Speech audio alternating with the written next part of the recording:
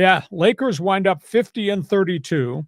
Clippers wind up 50-32. They got there different ways. The Lakers lost to Portland on the final game of the season. The Lakers B team lost to Portland. The B team led by LeBron James. They rested all their veterans in the final game against Portland. They were losing by 30 points during the course of the game. LeBron James, by the way, was 2 for 10 shooting as a lead guard in that final game of the season, was a minus 23 on the floor. So anyhow, the Lakers rested everybody. It's a really good Laker basketball team. If they're hitting their offense, because they're not playing a hell of a lot of defense. But I'll tell you, with Luka and LeBron and Austin Reeves, and maybe some contributions, depending what night of the week it is, from Rui Hachimura, that's a pretty good, pretty explosive Lakers offense. And then there's the Clippers. They finished with the same record as the Lakers at 50-32. The Clippers are really dangerous. They had to win their final game. They did win their final game over Golden State. Amazing performance by James Harden, went for 38. Tremendous performance by Kawhi Leonard. He had 33. And John and I have talked about that center that's getting no national pub. Ivica Zubac went for 22 and 17 rebounds. This is a 6-man team, maybe a 7-man team, that I just happen to think is really, really dangerous.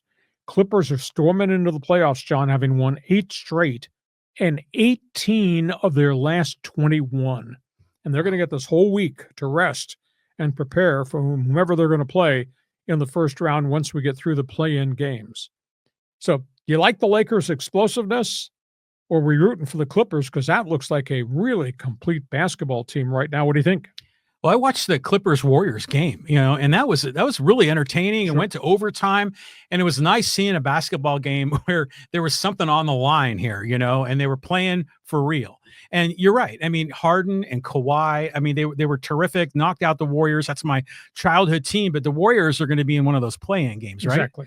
So, the Lakers at the 3 seed, and we after all we've been through this regular season, the Lakers were world beaters, then they were in the tank. We didn't know what to make of them, and now you land at the number 3 seed. That's okay. And in terms of scary teams, I think the Clippers are really scary. I think Golden State, even with the arrival of the controversial Jimmy Butler, Golden State's playing really good basketball, even though they got to participate in this play-in game. And, Denver, they're playing better for the interim coach. That's still an iffy team. They might be a former champion 2 years removed. Denver, I think, is going to be a tough matchup if Jokic is Jokic.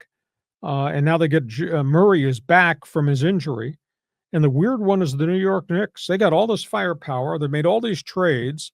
They won 51 games this season, but you just never know how good they're going to be from night to night, because they've been some nights been really good, and other nights Tom Thibodeau's team looks just absolutely lost.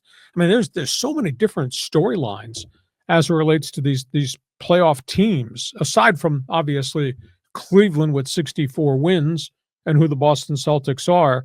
I just think it's going to be amazing.